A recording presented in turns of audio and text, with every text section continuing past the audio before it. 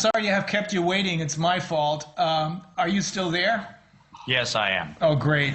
Nice to see you again. Good to see you as well.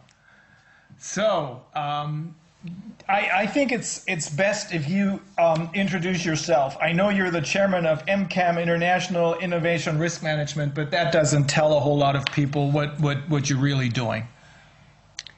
Yeah, well, from a corporate standpoint, we have, since 1998, been the world's largest underwriter of intangible assets used in finance in 168 countries. So in the majority of the countries around the world, our underwriting systems, which include the entire corpus of all patents, patent applications, federal grants, procurement records, e-government records, etc.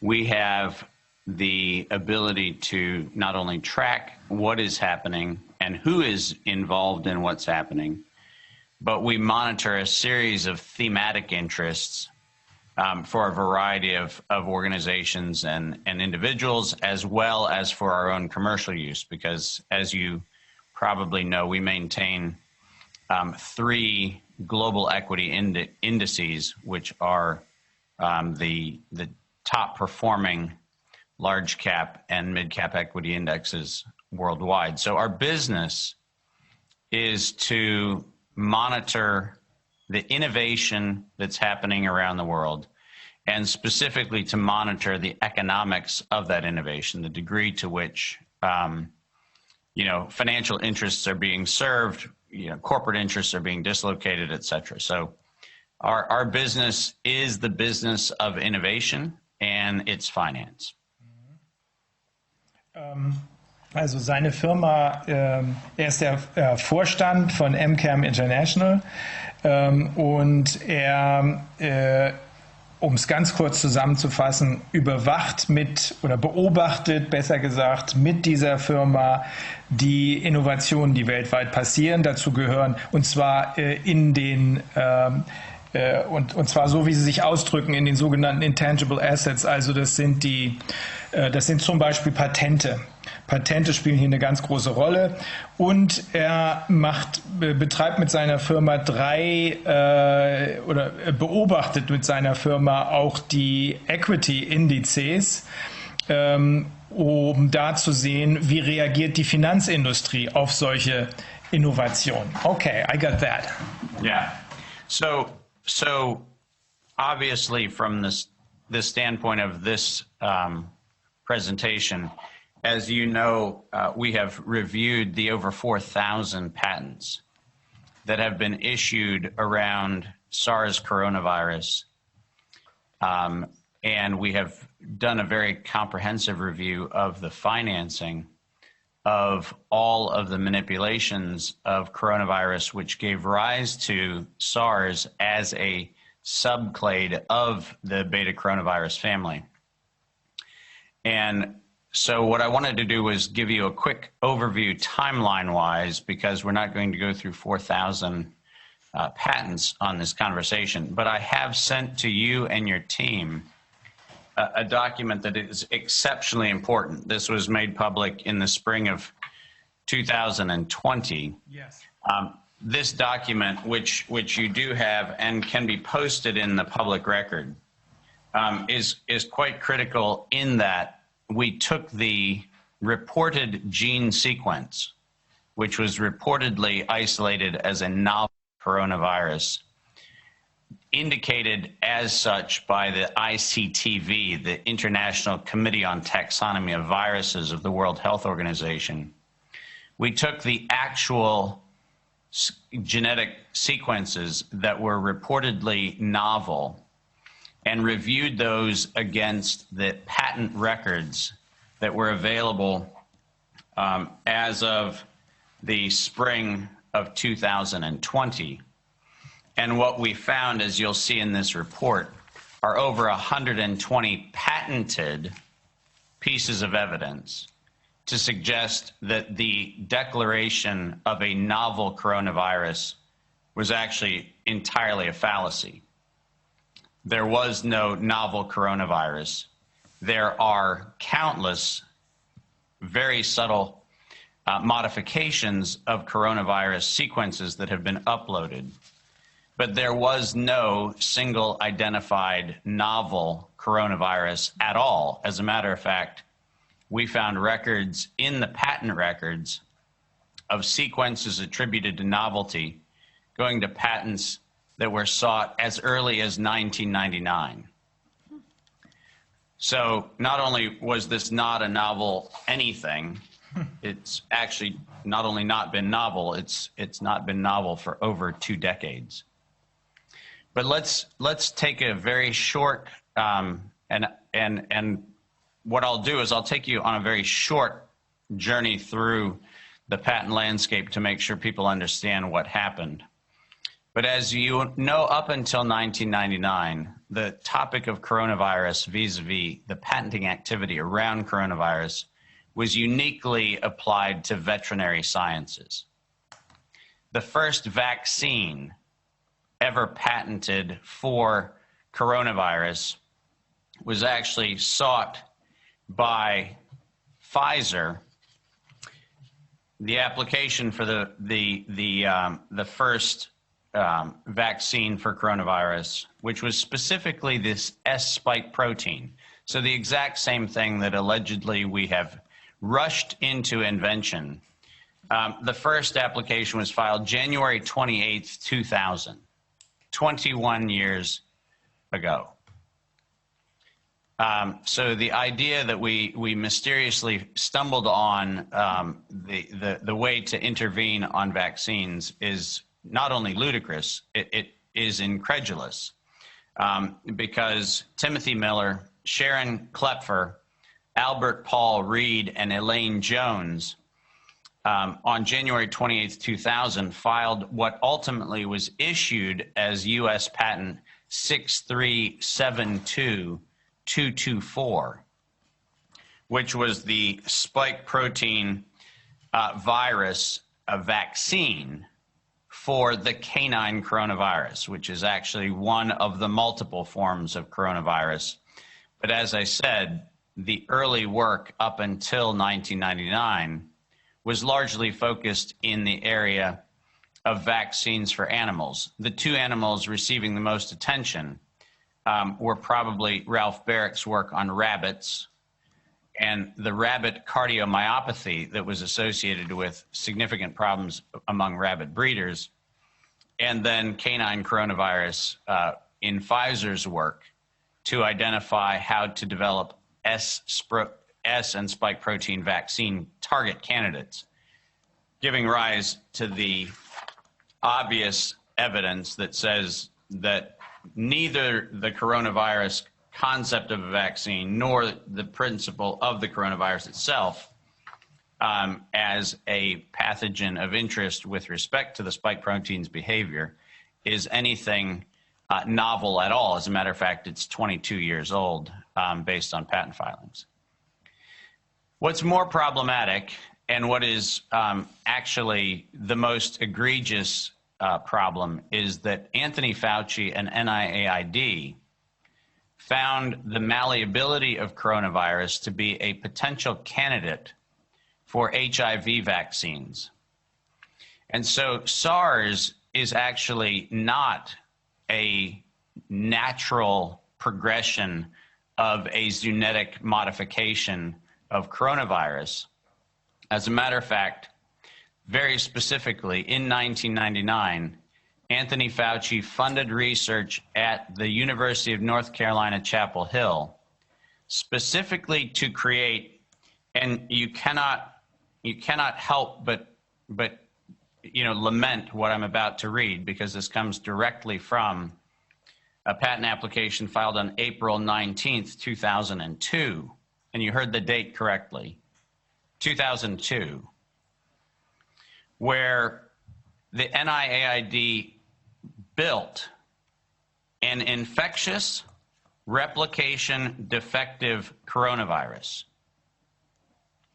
that was specifically targeted for human lung epithelium. In other words, we made SARS. and we patented it on April 19th, 2002, before there was ever any alleged outbreak in Asia, which, as you know, followed that by several months.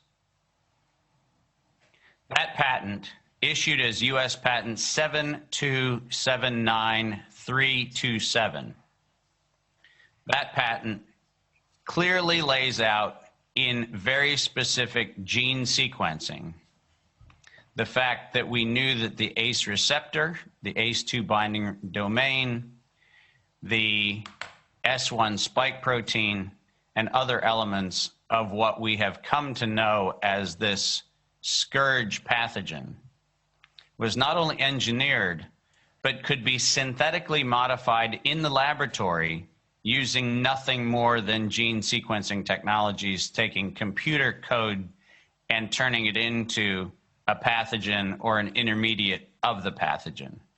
And that technology was funded exclusively in the early days as a means by which we could actually harness coronavirus as a vector to distribute HIV vaccine.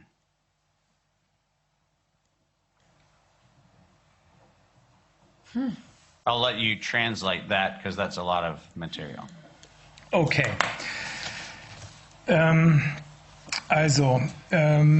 David hat eben erklärt, dass es über 4000 Patente das SARS-Coronavirus gibt.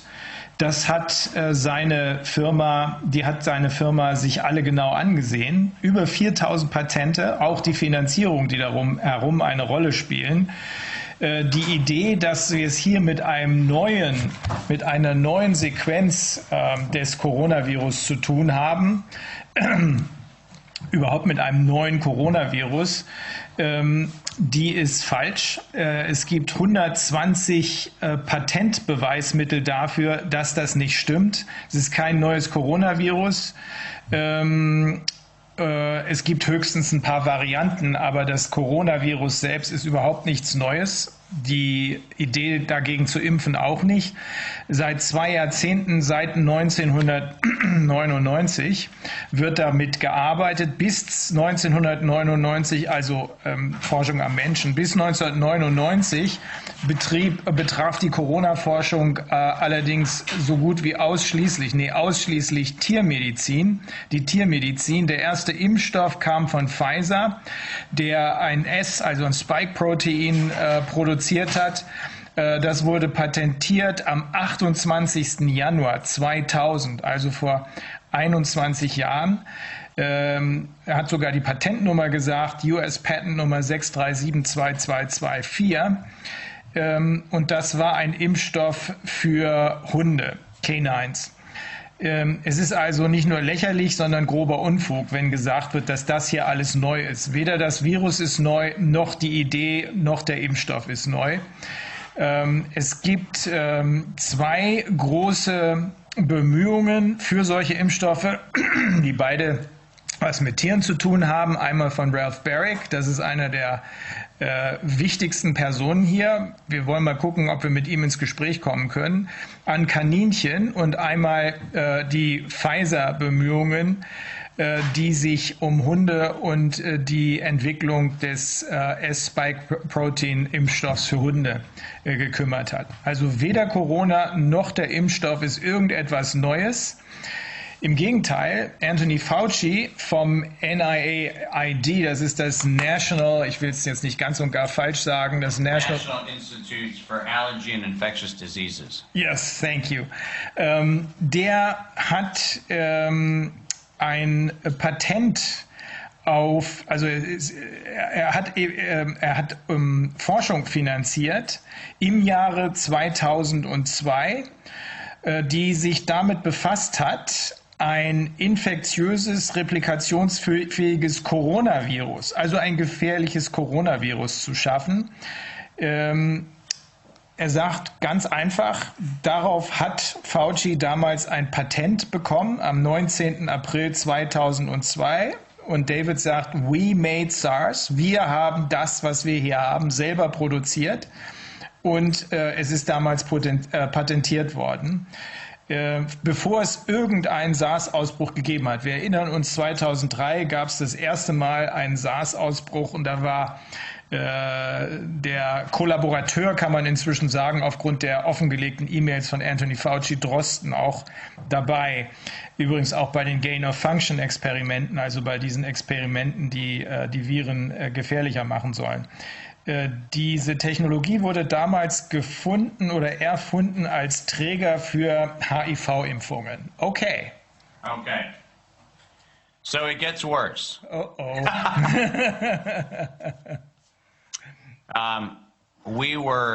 My organization was asked to monitor biological and chemical weapons treaty violations in the very early days of 2000. You'll remember the anthrax events in September of 2001. And we were part of an investigation that gave rise to the congressional inquiry into not only the anthrax origins, but also into what was unusual behavior around Bayer's ciprofloxacin drug, which was a drug used as a potential treatment for anthrax poisoning. And throughout the fall of 2001, we began monitoring an enormous number of bacterial and viral pathogens that were being patented through NIH, NIAID, US AMRID, the US Armed Services Infectious Disease Program, and a number of other agencies internationally that collaborated with them.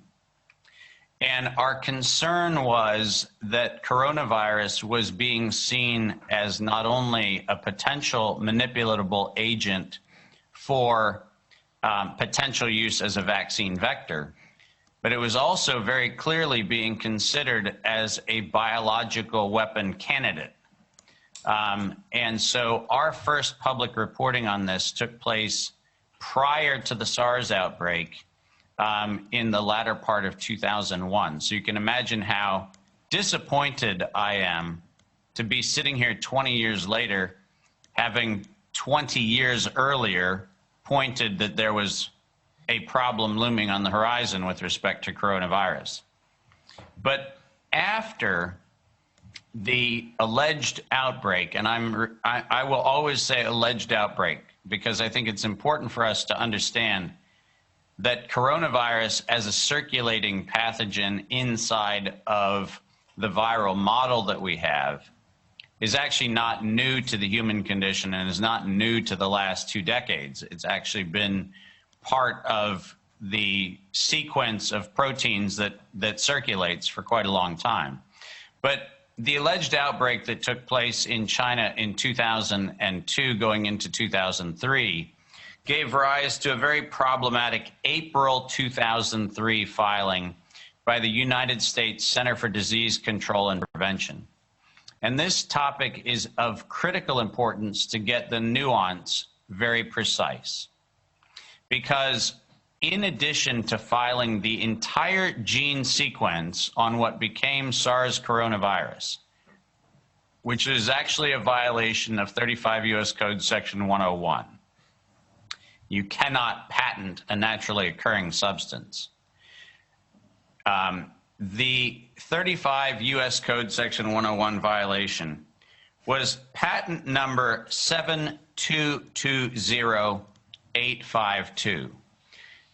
Now, that patent also had a series of derivative patents associated with it. These are patent applications that were broken apart because they were of multiple patentable subject matter. But these include U.S. Patent 46592703P, which is actually a very interesting designation. U.S. Patent 776521, that is 776521. These patents not only covered the gene sequence of SARS coronavirus, but also covered the means of detecting it using RT-PCR. Now, the reason why that's a problem is if you actually both own the patent on the gene itself and you own the patent on its detection, you have a cunning advantage to being able to control 100% of the provenance of not only the virus itself, but also its detection. Meaning you have entire scientific and message control.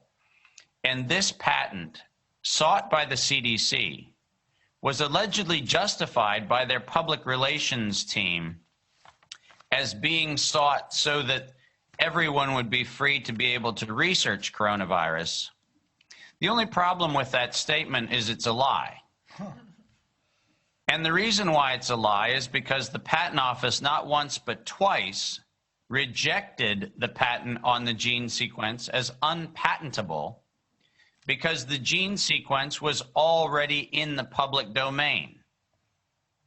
In other words, prior to CDC's filing for a patent, the Patent Office found 99.9% identity with the already existing coronavirus recorded in the public domain, and over the rejection of the patent examiner, and after having to pay an appeal fine in 2006 and 2007, the CDC overrode the Patent Office's rejection of their patent and ultimately in 2007 got the patent on SARS coronavirus.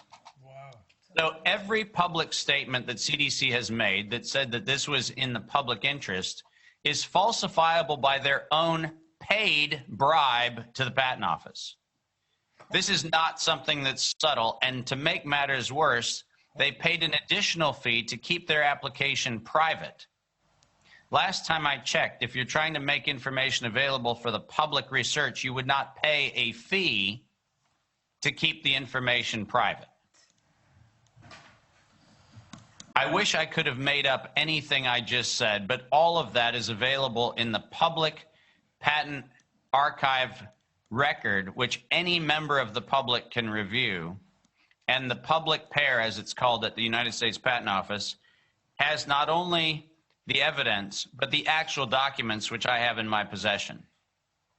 Now, this is critically important. It's critically important because fact checkers have repeatedly stated that the novel coronavirus, designated as SARS-CoV2, is in fact distinct from the CDC patent. And here's both the genetic and the patent problem. If you look at the gene sequence that is filed by CDC in 2003, again in 2005, and then again in 2006, what you find is identity in somewhere between 89 to 99% of the sequence overlaps that have been identified in what's called the novel subclade of SARS-CoV-2. What we know is that the core designation of SARS coronavirus, which is actually the clade of the beta coronavirus family, and the subclade that has been called SARS-CoV-2 have to overlap from a taxonomic point of view. You cannot have SARS designation on a thing without it first being SARS.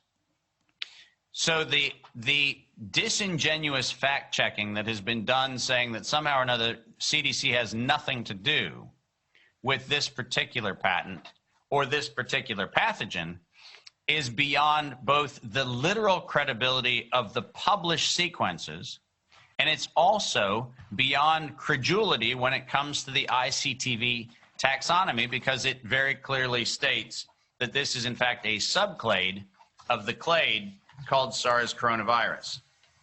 Now, what's important is on the 28th of April, and listen to the date very carefully because this date is problematic. 3 days after CDC filed the patent on the SARS coronavirus in 2003, 3 days later, Sequoia Pharmaceuticals, a company that was set up in Maryland, Sequoia Pharmaceuticals on the 28th of April, 2003, filed a patent on antiviral agents of treatment and control of infections by coronavirus. CDC filed 3 days earlier, and then the treatment was available 3 days later. Now, just hold that thought for a second. Who is Sequoia Pharmaceuticals? Well, there you go. That's a good question, because Sequoia Pharmaceuticals and ultimately Ablynx Pharmaceuticals became rolled into the proprietary holdings of Pfizer, Crucell, and Johnson & Johnson. Wow. So ask yourself a simple question. How would one have a patent on a treatment for a thing that had been invented 3 days earlier? Yeah. The patent in question, the April 28th, 2003 patent, 7151163, issued to Sequoia Pharmaceuticals, has another problem. The problem is it was issued and published before the CDC patent on coronavirus was actually allowed. So the degree to which the information could have been known by any means other than insider information between those parties is zero. It is not physically possible for you to patent a thing that treats a thing that had not been published because CDC had paid to keep it secret.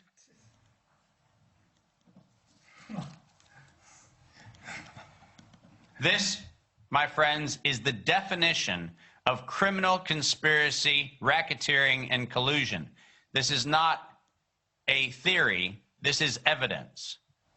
You cannot have information in the future inform a treatment for a thing that did not exist. This could well blow up into a RICO case ultimately. This is it is a RICO case. It's not could blow up into it. It is a RICO case. And the RICO pattern, which was established in April of 2003 for the first coronavirus, was played out to exactly the same schedule when we see SARS CoV2 show up, when we have Moderna getting the spike protein sequence by phone from the Vaccine Research Center at NIAID prior to the definition of the novel subclade. How do you treat a thing before you actually have the thing? I have to translate this. This is, you can't make this up, definitely not. Also, ziemlich unglaublich.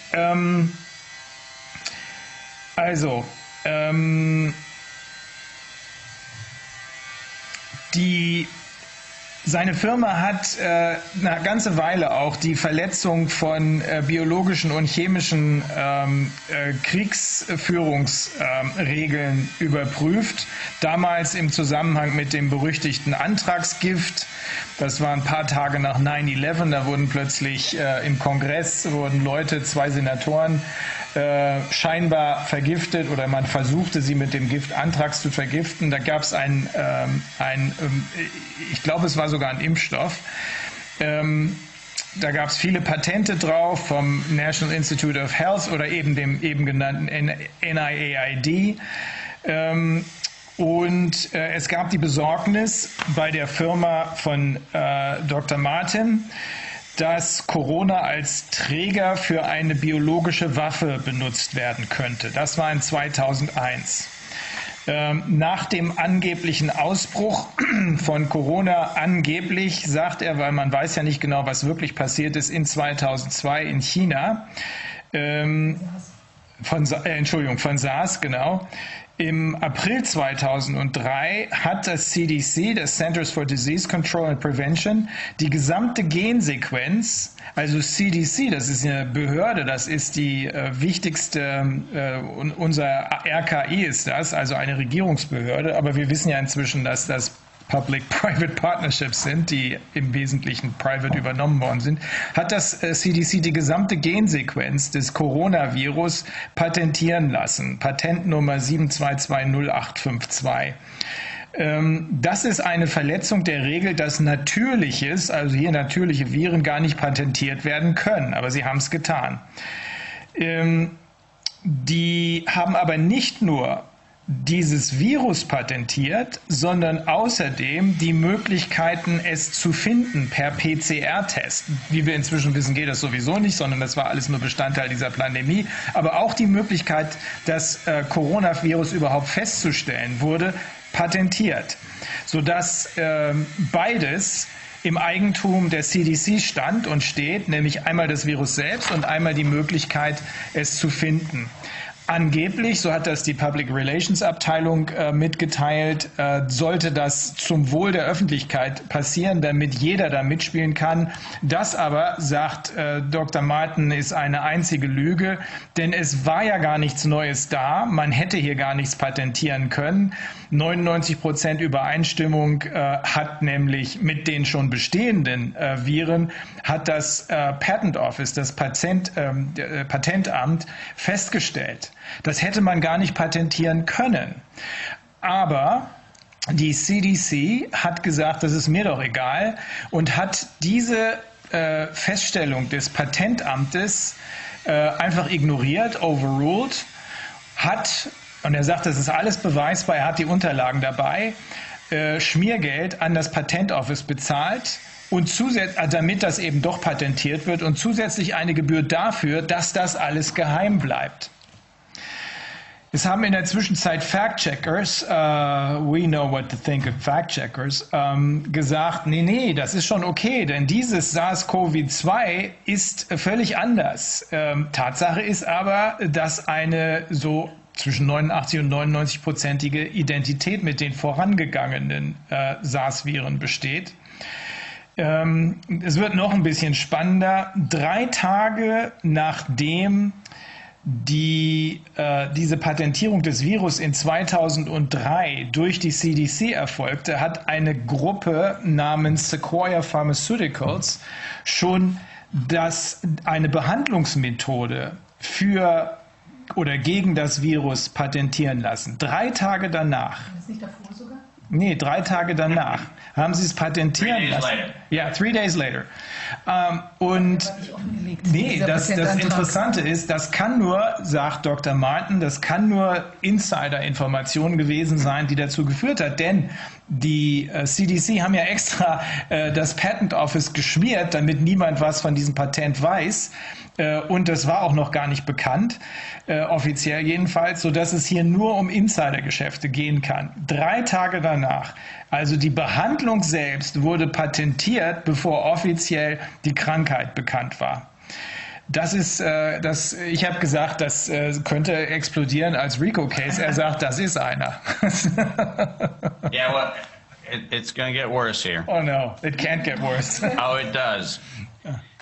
In the 5th of June 2008, which is an important date because it is actually around the time when DARPA, the Defense Advanced Research Program in the United States, actively took an interest in coronavirus as a biological weapon.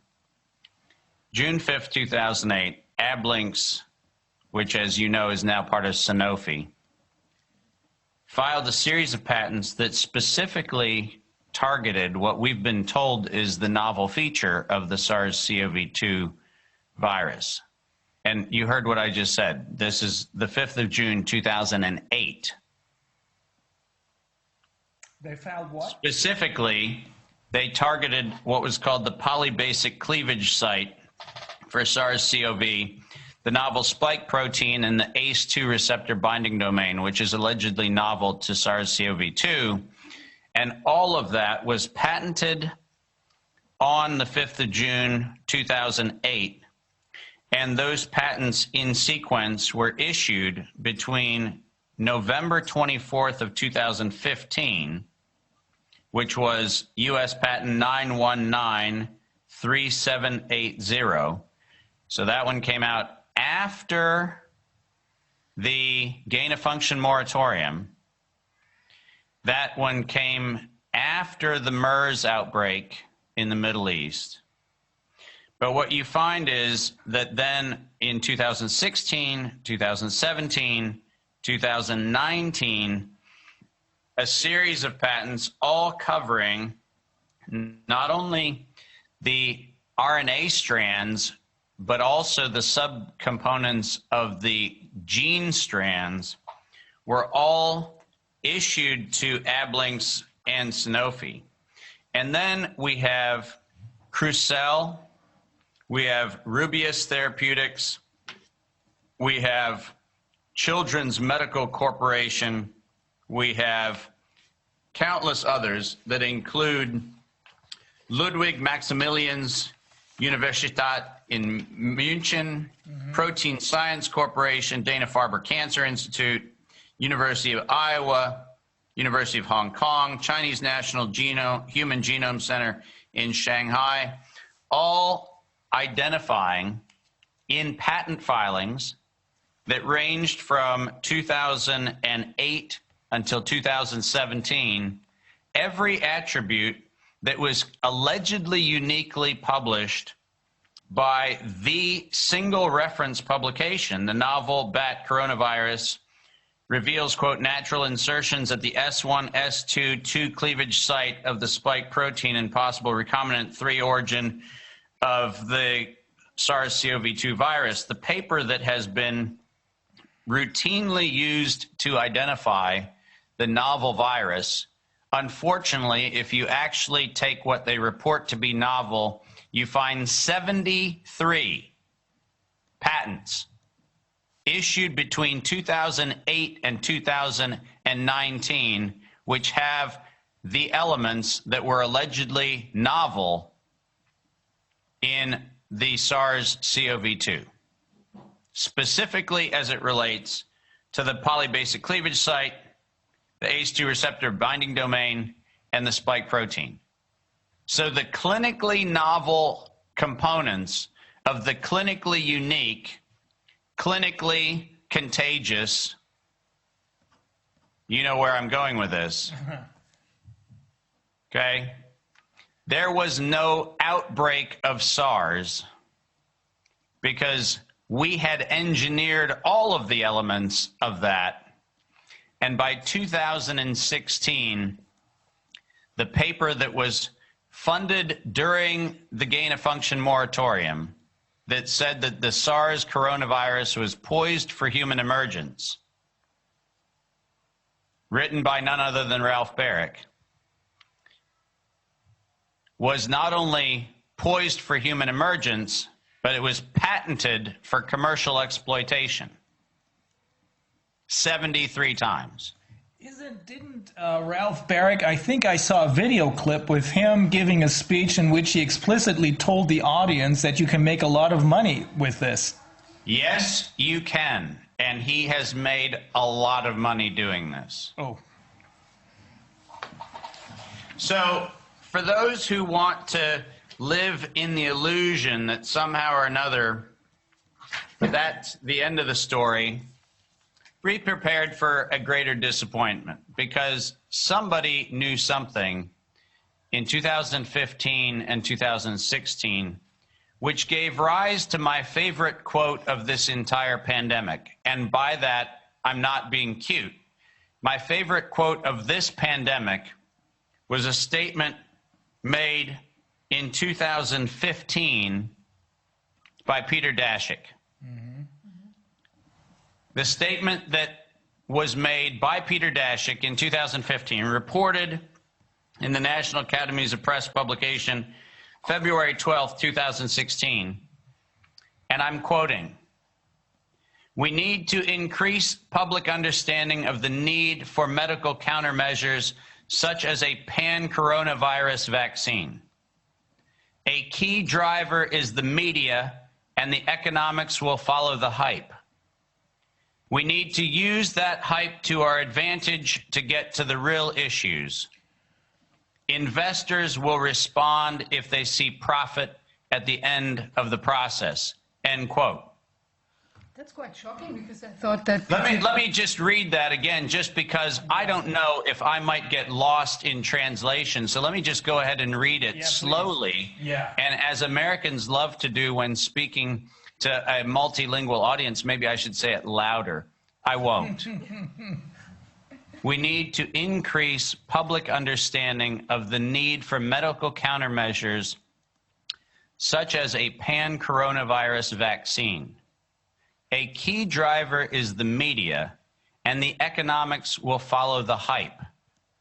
We need to use that hype to our advantage to get to the real issues. Investors will respond if they see profit at the end of the process. End quote.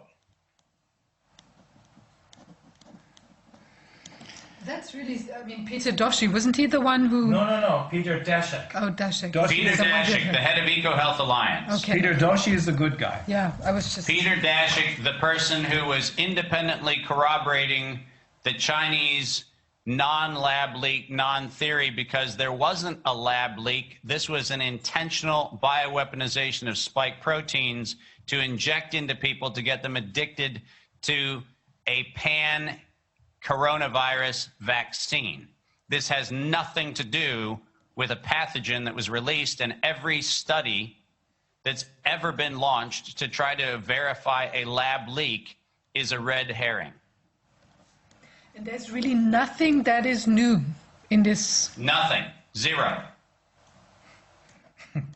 73 patents on everything clinically novel. 73 all issued before 2019.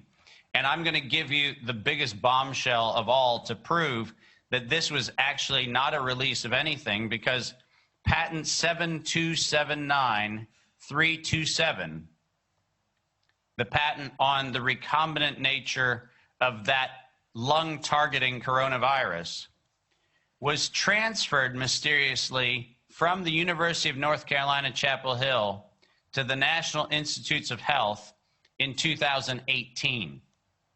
Now, here's the problem with that. Under the Bayh-Dole Act, the U.S. government already has what's called a march-in right provision. That means if the U.S. government has paid for research, they are entitled to benefit from that research at their demand or at their whim. So explain why in 2017 and 2018, suddenly the National Institutes of Health have to take ownership of the patent that they already had rights to, held by the University of North Carolina, Chapel Hill. And how did they need to file a certificate of correction to make sure that it was legally enforceable? Because there was a typographical error in the grant reference in the first filing. So they needed to make sure that not only did they get it right, but they needed to make sure every typographical error that was contained in the patent was correct. On the single patent required to develop the Vaccine Research Institute's mandate, which was shared between the University of North Carolina, Chapel Hill in November of 2019 and Moderna in November of 2019, when UNC Chapel Hill, NIAID, and Moderna began the sequencing of a spike protein vaccine a month before an outbreak ever happened. You have all the evidence, right? Yep. I'll have to translate this.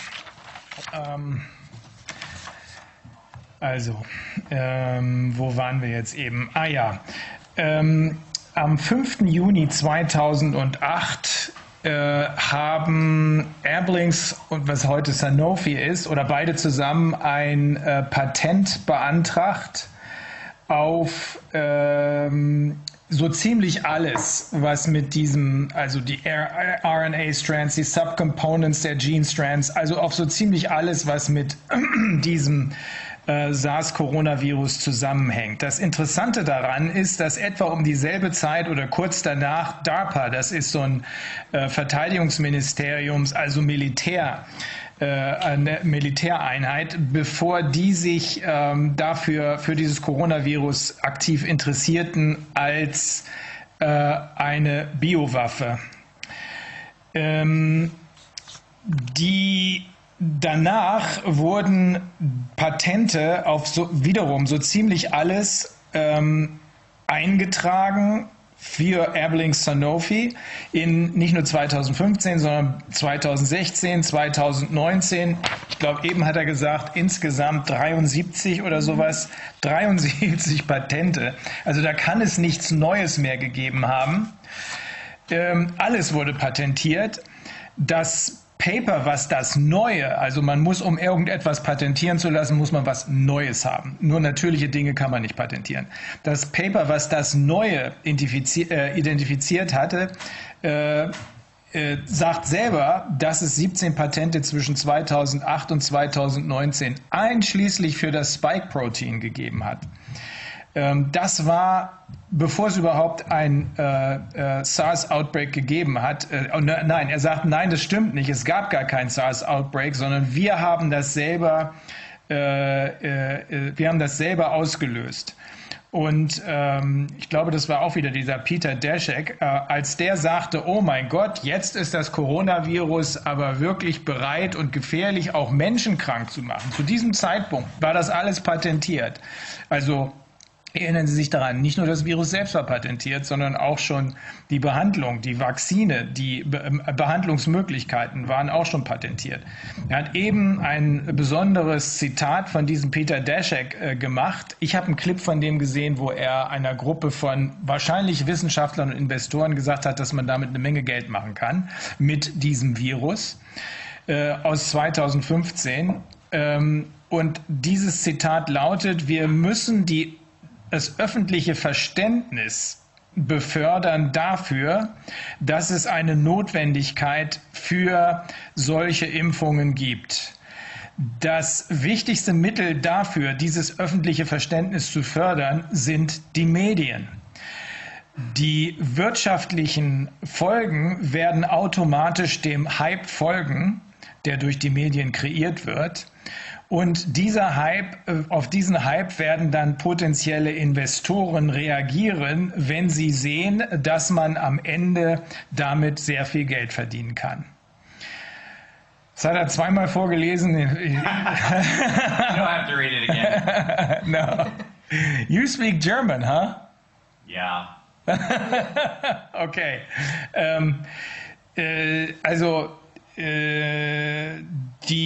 Dieses Spike-Protein wurde kreiert, um die Menschen abhängig machen zu können von einem weltweit verwendeten Corona-Impfstoff. Wie gesagt, 73 Patente gibt's auf alles, was angeblich im Jahre 2019 neu war. 73 Patente, bevor man dieses neue angebliche Coronavirus in 2019 ausrief. Es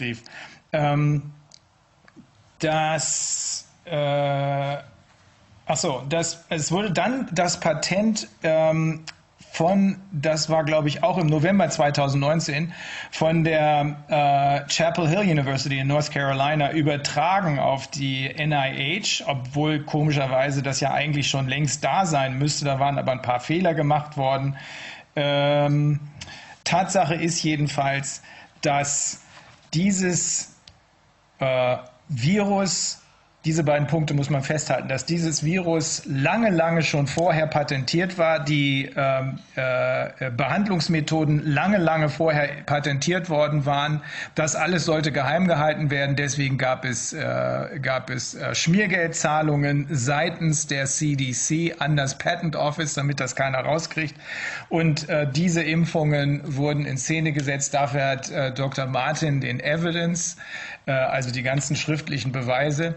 Dieses Virus wurde erfunden und patentiert und die Impfstoffe dazu, um damit richtig viel Kohle zu machen. Das ist eigentlich alles, worum es geht. So it's all about money.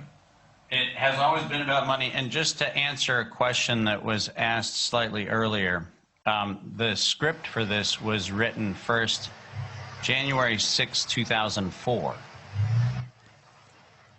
January 6, 2004. Who wrote the script? Merck. At a conference called SARS and Bioterrorism. Uh-huh. Bioterrorism, emerging infectious diseases, antimicrobials, therapeutics, and immune modulators. Merck introduced the notion of what they called the new normal. Proper noun, the new normal, which is the language that became the branded campaign that was adopted by the World Health Organization, the Global Preparedness Monitoring Board, which was the board upon which the Chinese director of Center for Disease Control, Bill Gates's Dr. Elias of the Gates Foundation, and Anthony Fauci sat together on that board of directors. But the first introduction of the new normal campaign, which was about getting people to accept a universal pan-influenza, pan-coronavirus vaccine, was actually adopted January 6, 2004. So it's been around quite a long time. I'm not going to belabor many more points other than to say that it was very clear that Merck knew that Moderna knew that it was going to be placed in the front of the line with respect to the development of a vaccine in March of 2019. And this is a very important date, because in March of 2019, for reasons that are not transparent, they suddenly amended a series of rejected patent filings, which is a very bizarre behavior. But they amended a number of patent filings to specifically make reference to an intentional or accidental release, their term, deliberate release of coronavirus. So in March, they amended 4 failed patent applications to begin the process of a coronavirus vaccine development. And they began dealing with a very significant problem that they had, which was they relied on technology that they did not own. 2 Canadian companies, Arbutus Pharmaceuticals and Acuitas Pharmaceuticals, actually own the patent on the lipid nanoparticle envelope that's required to deliver the injection of the mRNA fragment. And those patents have been issued both in Canada and in the US and then around the world in their world intellectual property equivalents. Moderna knew that they did not own the rights and began trying to negotiate with Arbutus and Acuitas to get the resolution of the lipid nanoparticle patented technology available to be put into a vaccine. And we know, as I made reference to before, that in November, they entered into a research and cooperative research and development agreement with UNC Chapel Hill with respect to getting the spike protein to put inside of the lipid nanoparticle so that they actually had a candidate vaccine before we had a pathogen, allegedly, that was running around.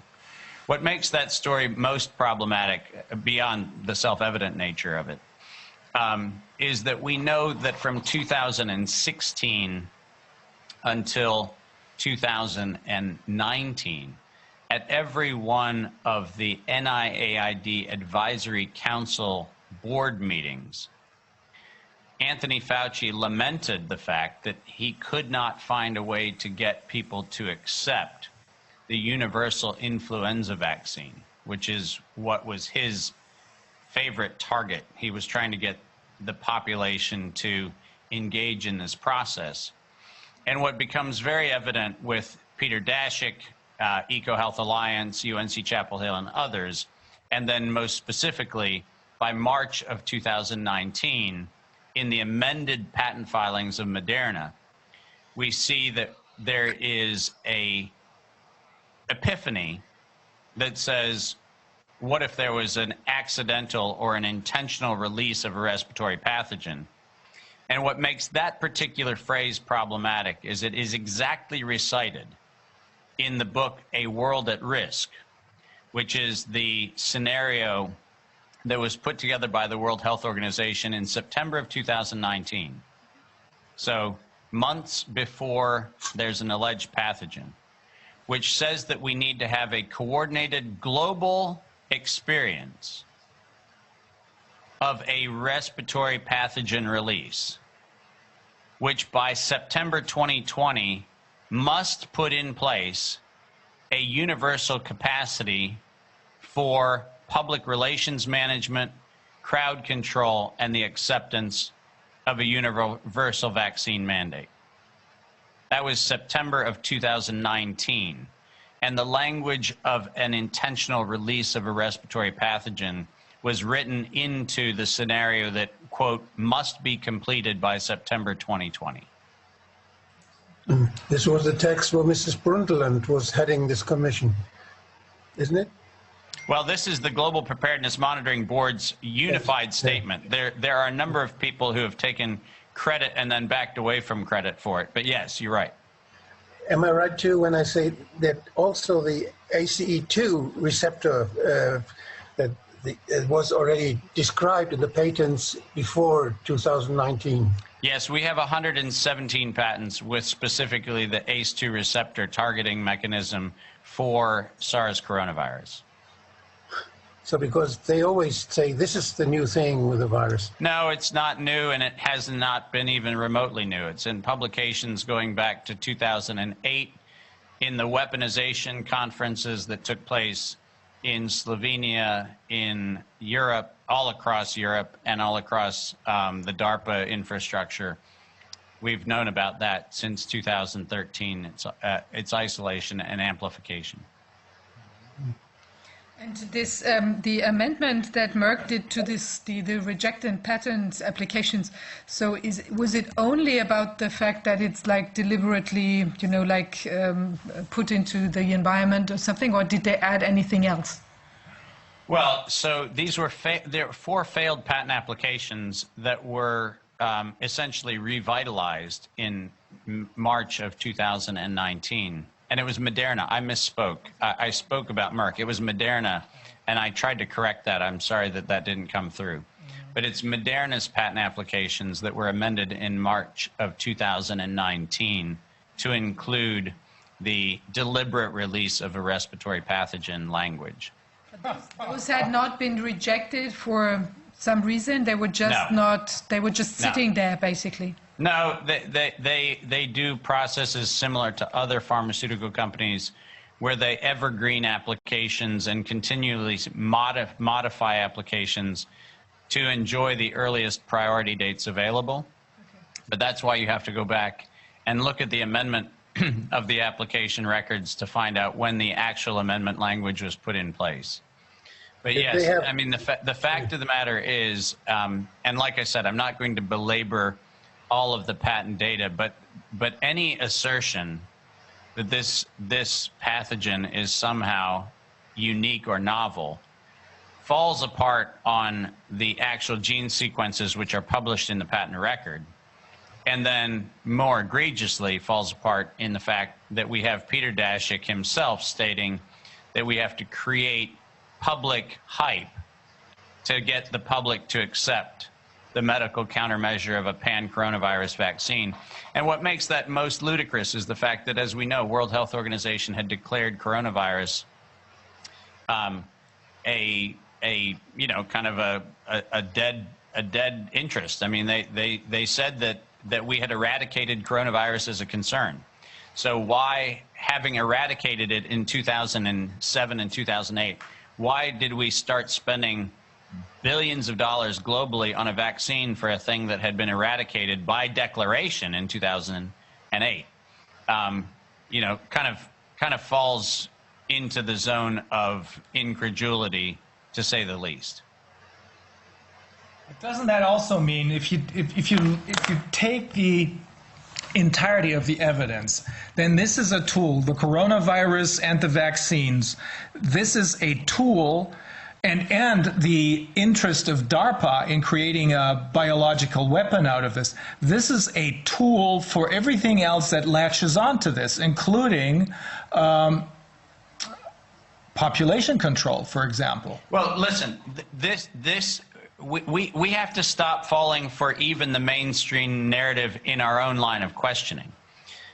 Because the fact of the matter is, this was seen as a highly malleable bioweapon.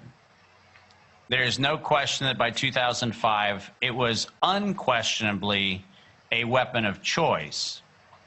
And the illusion that we continue to unfortunately see very well-meaning people get trapped in is conversations about whether we're having a vaccine for a virus. The fact of the matter is we're not.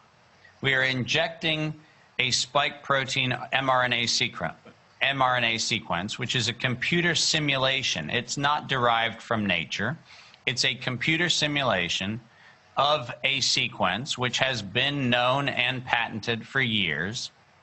And what we know is that that sequence, as reported, is reported across things like, you know, the very reliable phone conversations that took place between Moderna and the Vaccine Research Center by self-report, where, I don't know, if you were on a phone call and you heard ATTCCGG,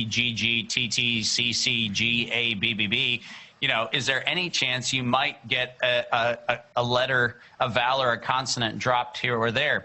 The ludicrous nature of the story that this is somehow prophylactic or preventative flies in the face of 100% of the evidence, because the evidence makes it abundantly clear that there has been no effort by any pharmaceutical company to combat the virus. This is about getting people injected with the known to be harmful S1 spike protein.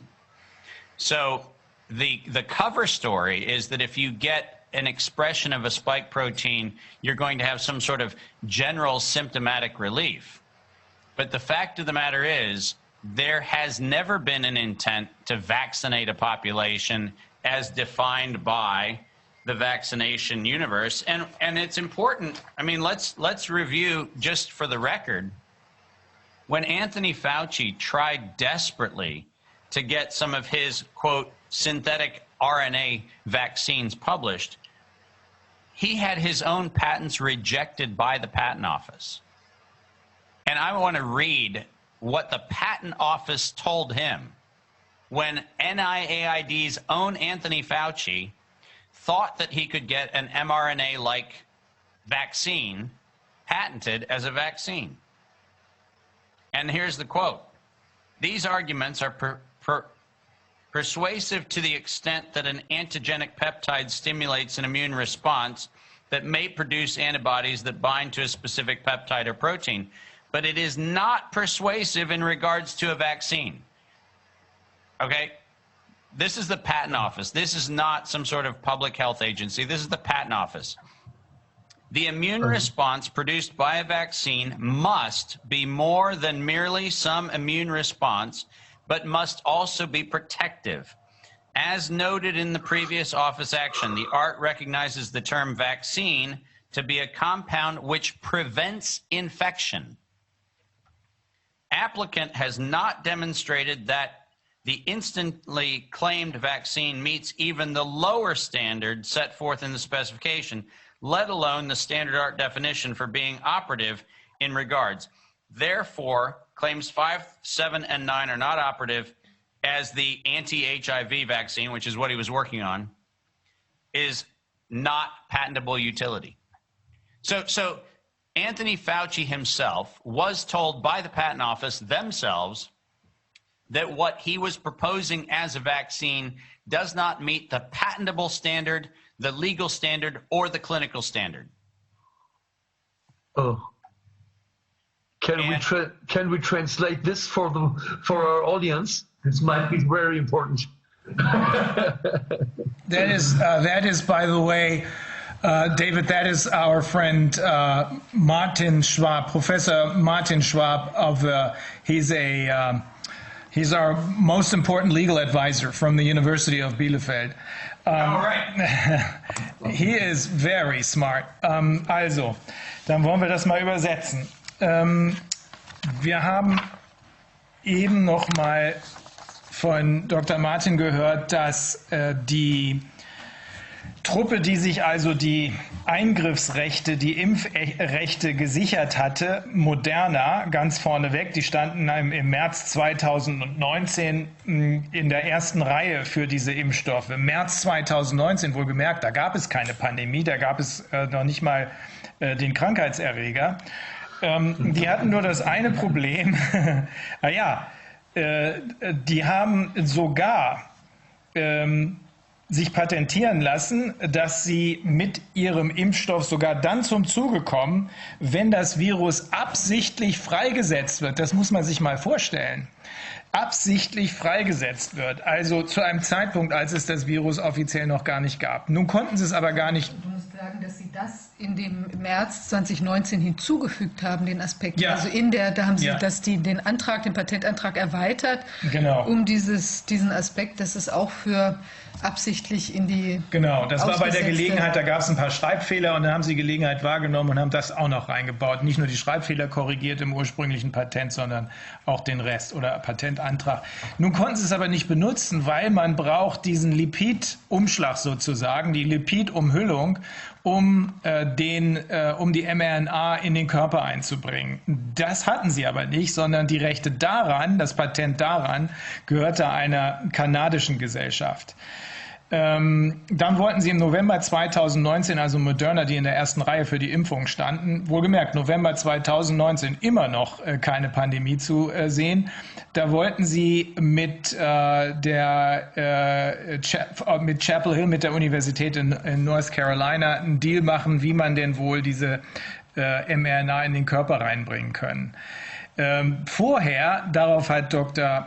Martin eben auch nochmal hingewiesen, hatte Fauci erfolglos versucht und hat sich enttäuscht darüber ausgedrückt, dass es einfach nicht geklappt hat, die Bevölkerung an massenhafte Grippeimpfungen zu gewöhnen. Da wollten sie einfach nicht mitmachen. Also braucht man ja wohl eine Pandemie und was Härteres, damit sie dann doch bei Impfungen mitmachen. Und es gibt sogar 117 Patente auf diesen ACE2-Rezeptor.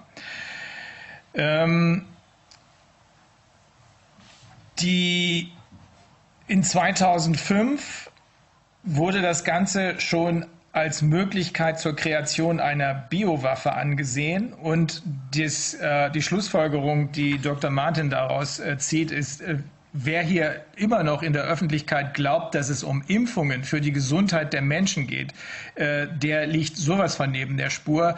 Wir injizieren eine Computersimulation mit basierend auf einer Computersimulation, die Menschen mit einem bekannten, gefährlichen Spike-Protein. Eine Anekdote noch, Fauci vom NIAID wollte ein Patent für mRNA-Vakzine ein bisschen früher schon haben. Das Patent Office hat ihm damals aber gesagt, das geht gar nicht. Für diese von dir gewünschten Impfungen kannst du kein Patent kriegen, weil der Körper muss mehr machen als nur eine Immunreaktion absetzen. Der Körper muss oder das Immunsystem muss mit einer schützenden Reaktion, die auch eine Weiterverbreitung verhindert, reagieren. Hier sind weder der patentrechtliche noch der rechtliche noch die klinischen Voraussetzungen für eine Patentierung gegeben. Trotzdem gibt es das alles jetzt. Und das Ganze ist, wie man ganz klar und deutlich nach all dem, was Dr. Martin uns erzählt hat, annehmen muss, von Anfang an ausschließlich zu dem Zweck gemacht worden, erstens Geld zu verdienen mit einer Krankheit, die man erst noch patentieren musste und einem Impfstoff, den man erst noch patentieren musste. Und das Ganze ist am Ende eben, das sind wohl die beiden wichtigsten Punkte hier, eben gerade keine Impfung, die der Gesundheit dient, sondern hier werden Menschen bewusst mit einem gefährlichen Erreger oder es wird Menschen bewusst ein gefährlicher Erreger, nämlich dieses Spike-Protein, injiziert. I know that, David, I know a lot of our viewers are really shocked. I can see that from the responses. One of our viewers is our PCR test specialist, Professor Kämmerer. She can't believe what's going on here. Well, here's the sad and sober irony is that I raised these issues beginning in 2002 after the anthrax scare. And the tragedy is we are now sitting in a world where we have hundreds of millions of people who are being injected with a pathogen stimulating computer sequence, which is being sold under what the patent office, what the medical profession, and what the FDA in its own clinical standards would not suggest is a vaccine. But by using the term, we actually are now subjecting hundreds of millions of people to what was known to be by 2005 a biological weapon. Also, das, was ihn so ein bisschen bedrückt und vielleicht sogar sehr bedrückt, ist, dass er schon seit 2002 auf diese Gefahr, die jetzt sich gerade realisiert hat, hingewiesen hat. Seit 2005 wird das Ganze diskutiert als biologische Waffe und jetzt haben wir Hunderte von Millionen Menschen letzten Endes, das ist jetzt meine Kurzfassung, vergiftet mit etwas, was zwar als Impfstoff bezeichnet wird, was aber selbst das Patent Office, als Fauci versucht hat, ein Patent zu kriegen, gesagt hat, das kann man gar nicht patentieren, weil es nämlich kein Impfstoff ist, weil es nicht dazu führt, dass jemand immun wird. Die Immunreaktion, es gibt zwar eine Immunreaktion, aber nicht die, die man braucht, damit das Ganze patentiert werden kann, damit man also geschützt ist. So I obviously have hundreds of hours of this stuff committed to memory because I've been doing it for 2 decades. But if you have any questions, I'd be happy to answer them. I'm sure there are going to be hundreds of questions, David. We're going to be in touch. I think you're going to be flooded by people's emails, etc. I'm just going to forward what comes in, or we're going to forward what comes in. But I do think. But yeah, we have Martin Schwab. He probably has a really serious question. And after me, Wolfgang too. Okay, I'm a legal professor with the Faculty of Law here in Bielefeld, and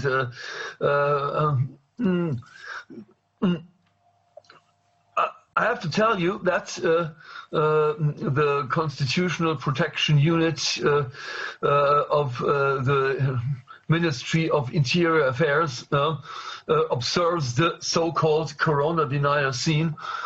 Corona denier is everyone who dares to disagree to the with the official line. With the official line, yes. If this Constitutional Protection Unit takes notice of me taking part in discussion that this pandemic was put on stage intentionally, they will probably try to fire me from my job.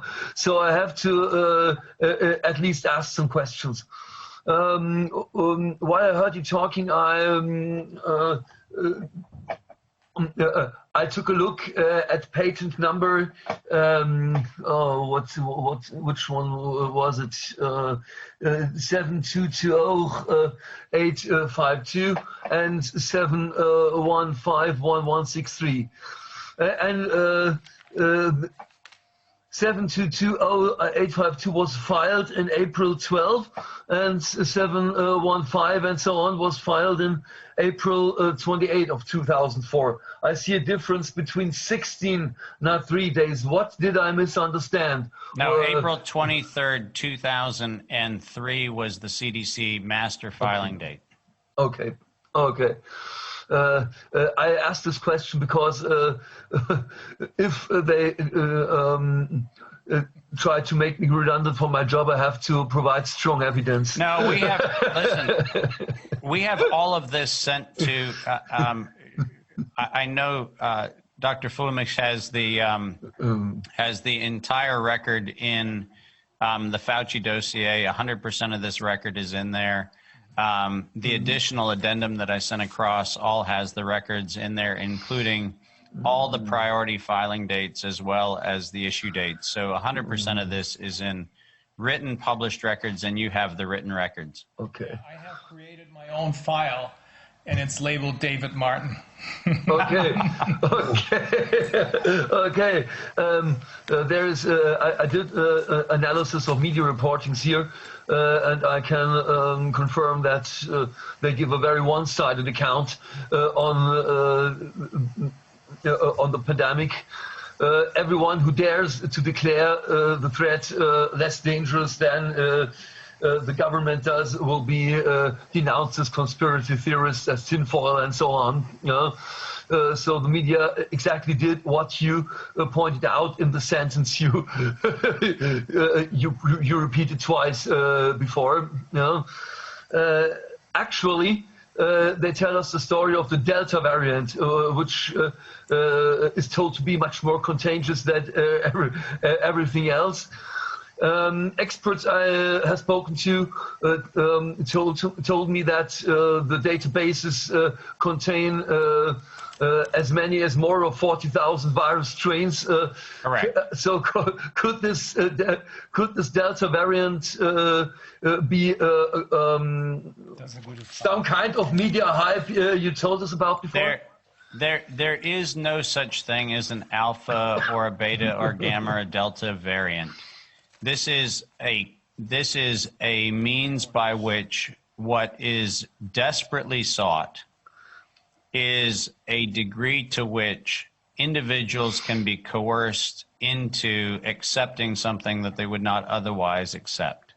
There has not been, in any of the published studies on what has been reportedly the Delta variant, there has not been a population R naught calculated, which is the actual replication rate. What has been estimated are computer simulations. But unfortunately, if you look at GIS-AID, which is the public source of uploading any one of a number of variations, what you'll find is that there has been no ability to identify any clinically altered gene sequence, which has then a clinically expressed variation.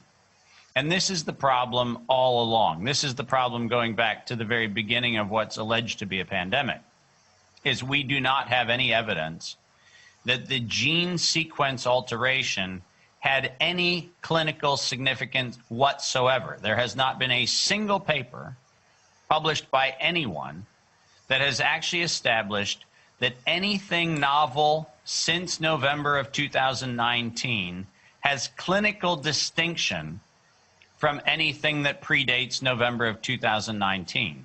The problem with the 73 patents that I described is that those 73 patents all contain what was reported to be novel in December and January of 2019 and 2020 respectively. So the problem is that even if we were to accept that there are idiopathic pneumonias, even if we were to accept that there are some set of pathogen-induced symptoms, we do not have a single piece of published evidence that tells us that anything about the subclade SARS-CoV-2 has clinical distinction from anything that was known and published prior to November 2019 in 73 patents dating to 2008.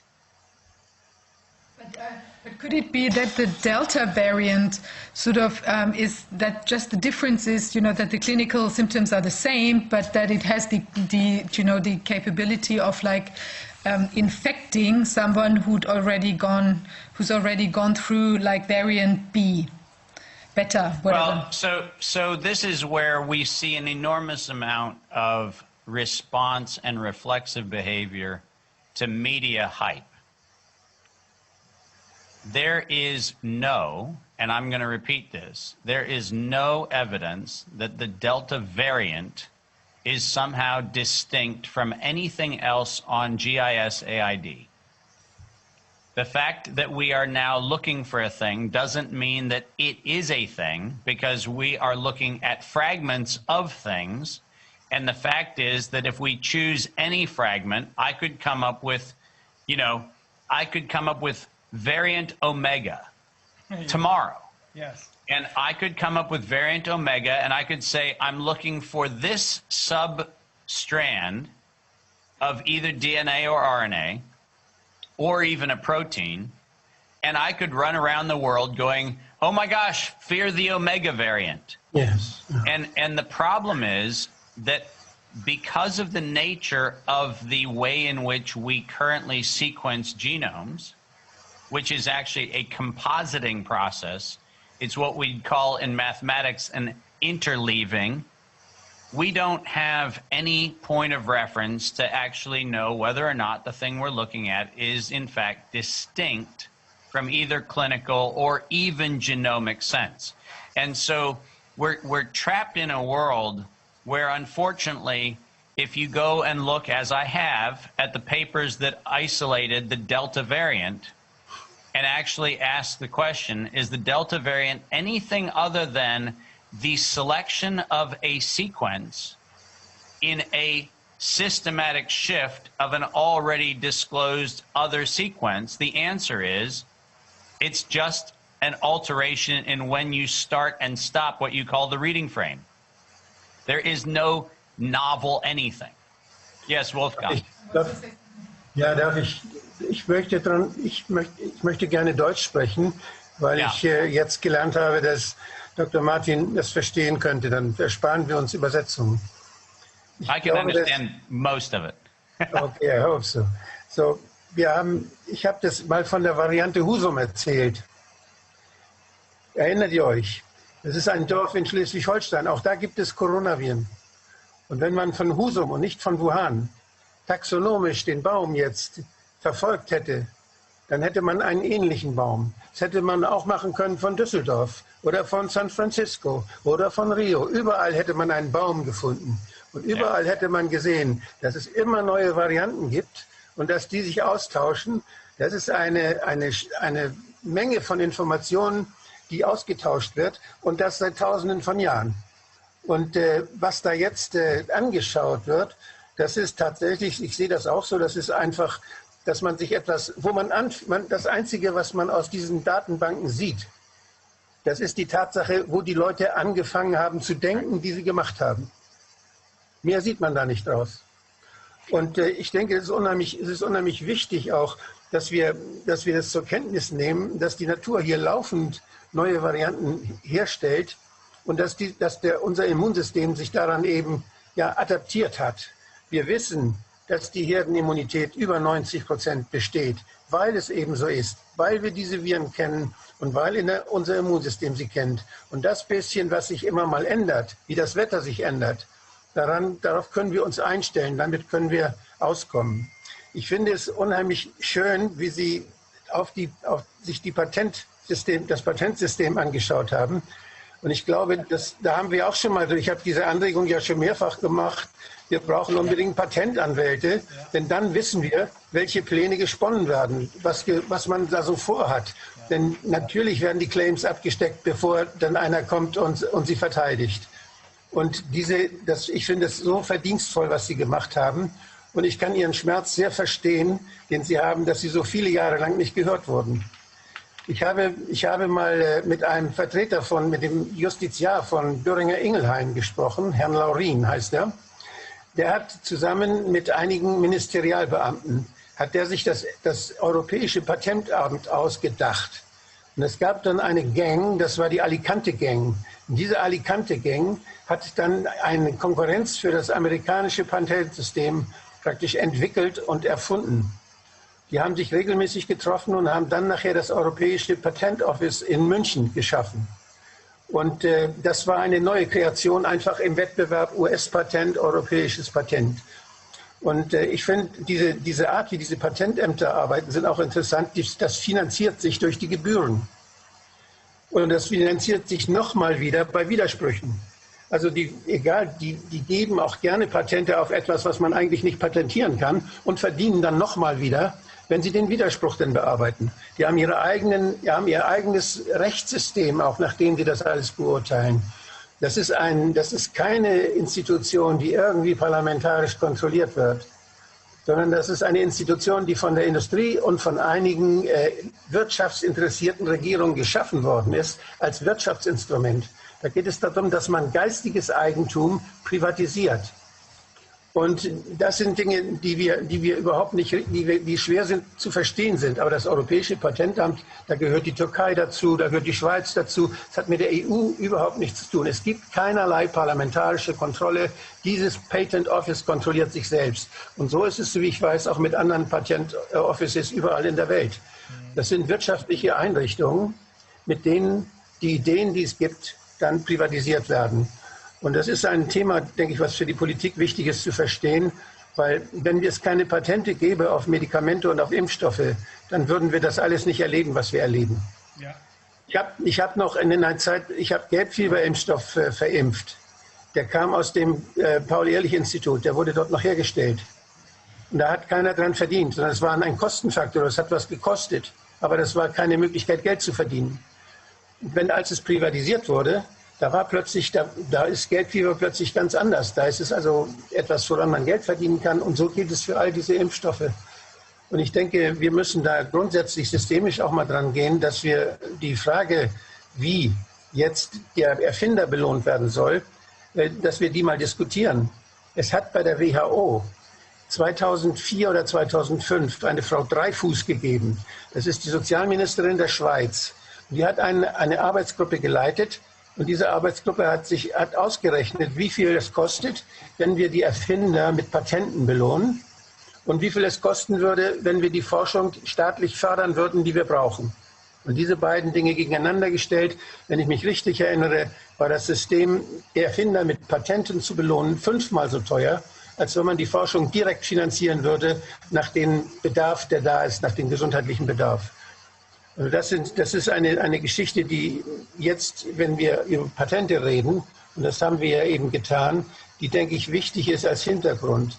Aber Ihr großes Verdienst, Dr. Martin, liegt wirklich darin, dass Sie einerseits Patente lesen können, dass Sie wissen, wo Sie sie finden können und dass Sie diese Zeitreihe so sehr schön dokumentiert haben, die wirklich unwiderlegbar zeigt, dass das Ganze geplant ist, dass das Ganze wirtschaftlichen Hintergründe hat, Machthintergründe hat, dass das Zusammenspiel zwischen staatlichen Institutionen einerseits und Wirtschaft andererseits und Militär dann außerdem noch wieder als dritten Faktor, dass das hier diese ganze Sache schon lange geplant hat, vorbereitet hat, die Claims abgesteckt hat und ganz genau wusste, was es mit uns machen will.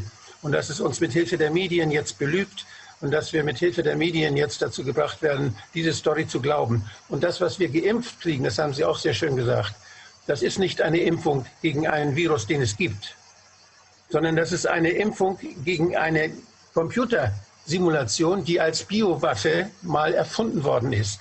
Daraus hat man etwas genommen. Das wurde schon lange patentiert und das kriegen wir jetzt gespritzt. Und zwar sind das mRNA-Stücke, die dazu führen, dass wir giftige Spikes in unserem Körper bilden. Und die Nebenwirkungen, die wir da haben, das sehen wir ja überall. Wir sehen die Zahlen der Nebenwirkungen, die ganz stark steigen. Was hier geschieht, ist ein großes Verbrechen. Vielen Dank, dass Sie uns das wirklich so, dass Sie uns den Beweis damit auch in die Hand gegeben haben. Ich hoffe, dass viele Menschen das sehen und ich denke, es wird sich lohnen, das auch auf Deutsch einmal zusammenzuschreiben, diese Geschichte, die Sie uns erzählt haben, mit allen Quellen. Und ja, das ist eine schöne Aufgabe, die wir haben.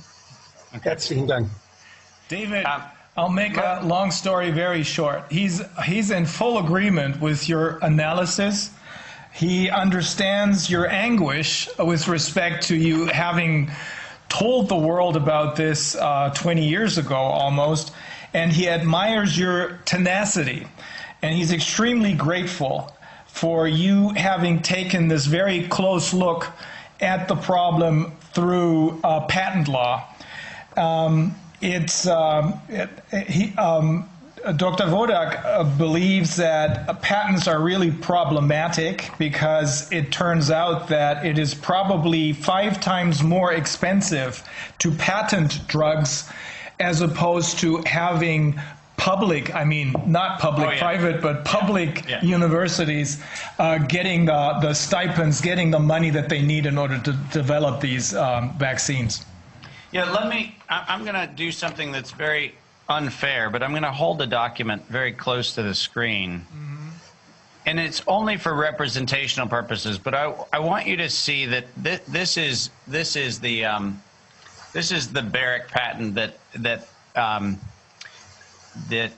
NIH needed to have returned to them for mysterious reasons in 2018. This is 7279327, and people can look this up on their own. But if you actually look at the sequences that are patented, which is one of the things that we've done, we actually look at the published sequences and realize that depending on where you clip the actual sequence string, you will have the same thing or you'll have a different thing based nothing more than on where you decide to parse the clip. And I want to read you, I mean, this is something that comes directly from their patent application. When they actually talk about the DNA strands, which they call sequence ID numbers, they actually specifically say the organism is an artificial sequence. An artificial sequence, meaning that it is not a sequence that has a rule base in nature. It is not something that was manifest for a particular natural derivative protein or natural derivative mRNA sequence that was isolated. Every one of these is in fact a synthetic artificial sequence. And if you go back and you look at each one of them, which we have done, what you'll find is that the sequences in fact are contiguous in many instances, but are overlapping in others, where it is merely a caprice determination that says something is or is not part of an open reading frame, or it is or is not part of a particular oligonucleotide sequence. Now, the reason why that's important is because if we are going to examine what ultimately is being injected into individuals, we need the exact sequence, not a kind of similar to. We need the exact sequence. And if you look at the FDA's requirement, and if you look at the European regulatory environment, and if you look at the rest of the world's regulatory environment, for reasons that cannot be explained, the exact sequence that has gone into what is amplified inside of the injection seems to be elusive. It seems to be something that someone cannot, in fact, state with 100% certainty the sequence is X. The problem that presents is that at this point in time, as much as we can be told that there are, clinical trials going on and there are all sorts of other things going on, we have no way of verifying that a complete sequence has been, is, or potentially even could be manufactured into what ultimately becomes the lipid nanoparticle that is the carrier frequency into which the injection is delivered. And it's important for people to understand that as far back as 2002 and all the way through the patent filings of 2003 and then the weaponization patents that began in 2008, in every one of these instances, fragments are identified, but they are identified without specificity. So we don't have direct terminal ends of the fragments. We have fragments which have, essentially hypothecated gaps into which anything can be placed. And that's the reason why I find the fact-checking around the patent situation to be most disappointing. Because the reason why fact-checkers, among their general lazy attributes, the reason why fact-checkers are not actually checking facts when it comes to the patent matters is because the actual sequences are not represented in a digital form that makes it easy to do this comparison. We literally had to take images of submitted typed paper and then code those in to do our own assessment. You cannot do this on the EPO's patent site. You cannot do this with WIPO data from Geneva. You cannot do this with the US Patent Office data. You actually have to go in and reconstruct the actual gene sequences by hand, and then you compare them to what has been uploaded on the public servers, and that's where you find that the question of novelty is something that was not addressed. This was a manufactured illusion. I have one more question. Is it possible that we see that the influenza has vanished, is gone? We don't have influenza anymore. The influenza for sure is the viruses are also sequenced. And is it possible that those sequences we now speak about, that they may exist in both of the virus types, so that it's just a matter of testing and a matter of instruments to observe what we find, whether we find influenza or whether we find corona. If we have if you have a book, you have a word with 5 letters, and you will find this 5 letters in many books. Right, exactly. And, yeah. Yeah, Wolfgang, your question is a beautiful metaphor of exactly the problem. The problem is, if what we're looking for is something we've decided is worth looking for, then we'll find it. And the good news is we'll find it a bunch of places. And if we've decided that we're no longer looking for a thing, it's not entirely surprising that we don't find it, because we're not looking for it. The fact of the matter is, whether it's the RT-PCR tests that we decided that there are fragments, which, by the way, I have looked at every one of the regulatory submissions that has been submitted to the FDA to try to figure out what was the gold standard to get the emergency use authorization, and what fragment of SARS-CoV-2 was officially the official fragment that was the comparator standard. And the problem is that you can't get a single standard. So the question becomes, in a world where there is no single standard, what is it that you actually find? Because if I'm looking for, and why don't I just read this? If I'm looking for CCACGCTTTG, do I add the next strand G, or do I go, no, the next bit is GTTTAGTTCG? And you get the point. The point is that where I choose to start and stop, I can actually say, I found it. Oh, I didn't find it. Yeah. And I didn't find the match that I projected onto the data because I chose to look at the data in a way that I could not find the match. Influenza did not leave the human population. Influenza was a failed decade-long pan-influenza vaccine mandate that was desperately promoted by governments around the world. They failed, and they decided if influenza doesn't deliver on the public promise of getting everybody to get an injection, let's change the pathogen. There are many more they can change. Oh, goodness, we've got tons more to come. Yes, but now we're on to them. I would like to tell you something about this development of the Drosten PCR test. You know, because we looked at it, I mean, just briefly, not to that extent that you now looked at the patents that you just described, but we looked at this kind of miracle, or like, I mean, strange aspect of like the Drosten test development, because he,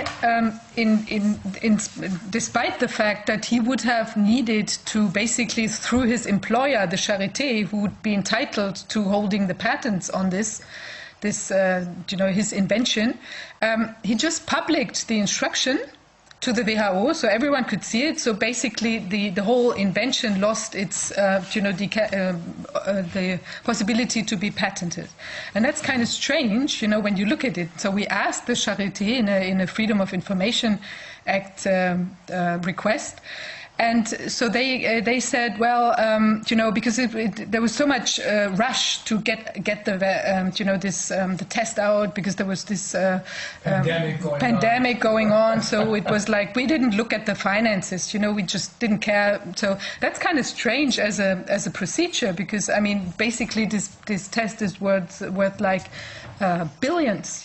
How could you just? I mean, this is a publicly financed hospital. How can they just give give away all this whole thing? And then, because he was also in close cooperation with a private company, Malleable, it's the same with which he had developed all the PCR tests from 2002, from the first SARS and then MERS, Zika, and so on and so on.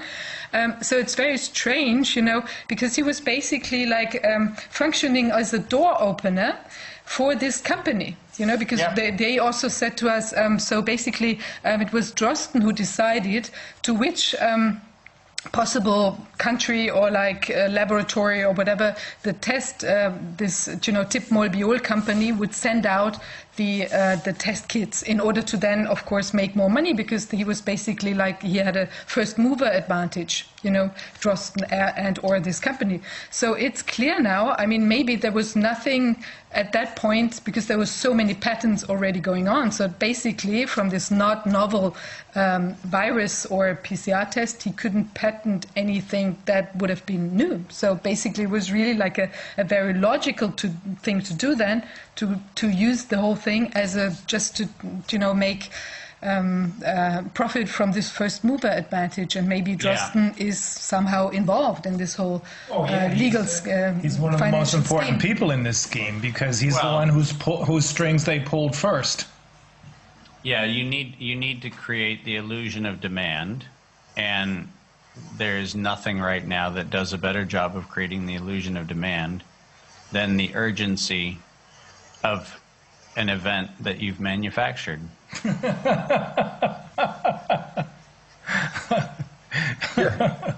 This sounds almost like comedy, but it is not. Well, it is, in that we have to realize that part of the reason why it was so easy for us to monitor and track this particular, campaign of coercion and terror was because we've done it before. I started my comments by making sure people remember that when it came to solving for the anthrax outbreak, remember that while we had hundreds of thousands of military people in the Middle East allegedly getting even for the events of September of 2001, we had 2 postal inspectors investigating anthrax. 2. The largest alleged bioweapons attack on U.S. soil, and we had 2 postal inspectors. You can't genuinely believe that 2 postal inspectors are the crime-stopping, mind bendingly powerful individuals in the universe. Now, I have nothing against postal inspectors, but I can guarantee you that if I was investigating a bioterror attack, I would not have the post office having 2 postal inspectors as their crack team doing the investigation. It was disingenuous, and Congress knew it, and that's the reason why, we publish a thing that is not necessarily a bestseller, but we publish an intelligence briefing on every violation of the biological and chemical weapons treaties that people have signed around the world. And it's a phone book that tells you where and who's funding, and so for us, it wasn't hard to figure out that this was not a public health crisis. This was an opportunistic marketing campaign to address a stated objective. And that's why this is Occam's razor. It's the easiest thing to describe, because they're the ones that said it. And the Occam's razor reality is they said they needed to get the public to accept a pan-coronavirus vaccine countermeasure, and they needed the media to create the hype, and investors would follow where they see profit. you do not have anything else you need to rely on to explain the events of the last 20 months than the actual statement of the actual perpetrator. And I don't do the navel-gazing exercise of going in to try to understand whether there were mommy issues behind a bank robber. If they're holding a bag of money outside of a bank, I actually make the crazy assumption that maybe they're a bank robber.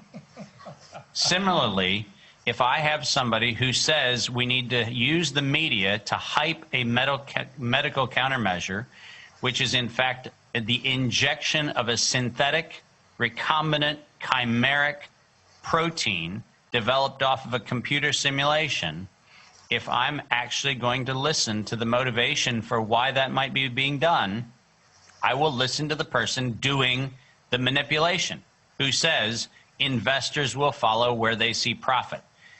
I don't need more explanation. Me neither. Okay. This is mind-boggling. I'm really glad, David, that we spoke a couple of months ago, maybe 4 months ago, and we were introduced to each other by James Henry. Right. And I was trying to find patent lawyers in this country who might be interested in this case. Now, there are a few patent lawyers who understand about it, but there's no one, apparently up till now, but maybe this is going to change, but there was no one willing to tackle this in the context of Corona. That's the problem. But this is not new. I've tried to find such a lawyer too, specialized on patents, for the Enquete Commission for the German Bundestag some 10 years ago, or more than 15 years ago, and we did not find, because they were all afraid to be critical on the system, because they would destroy their own job. This was very difficult. Yeah, bear in mind that this is an old problem, because here's where the problem comes in. Ever since the establishment of the European Patent Office, the Germans and the French, not surprisingly, have maintained animosity that has, been just this newest version of animosity that goes back centuries. But when the EPO was set up, the role of the Patent Office in Munich became a very nationalistic issue for Germany.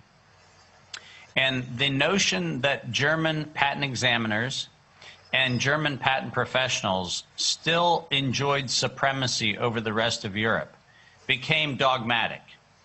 In 2003 and 2004, when the European Patent Office was first audited by my organization, and where we showed that somewhere between 20 and 30% of the patents in Europe were functional forgeries, meaning that they were copied from previous patents, the German representation of the European Patent Office lost their mind at the notion that they were doing anything remotely wrong.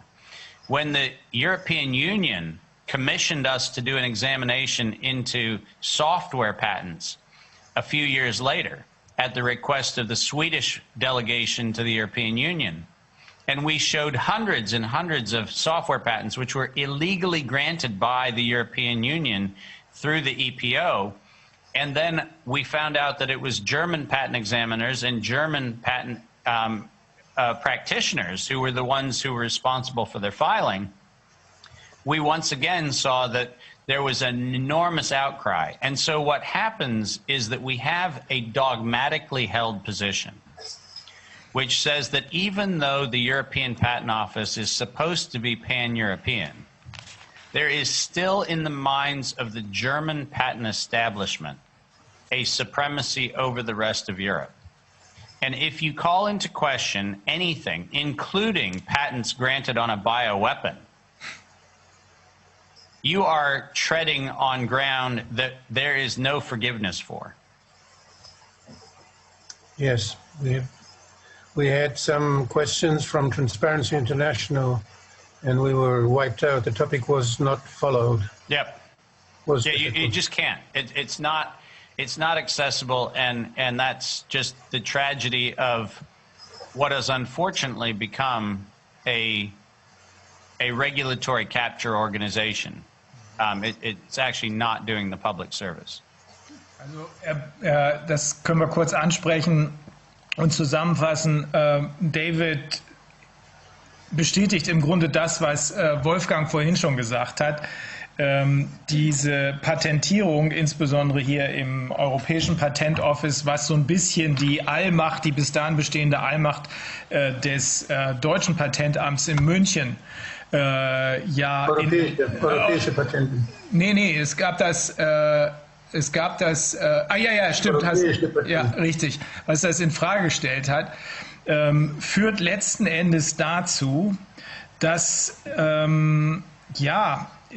diese nicht regulierte Behörde macht, was sie will. Deswegen hat David eben auch darauf hingewiesen, dass seine Organisation die Patente überprüft hat, hier vom Europäischen Patentamt, und dabei festgestellt hat, dass zwischen 20% und 30% dieser Patente Fälschungen waren. Effektiv Functional Forgeries, also effektive Fälschungen sind. Ja, ich glaube, wir müssen uns erholen und 1 bis 2 Getränke zu uns nehmen.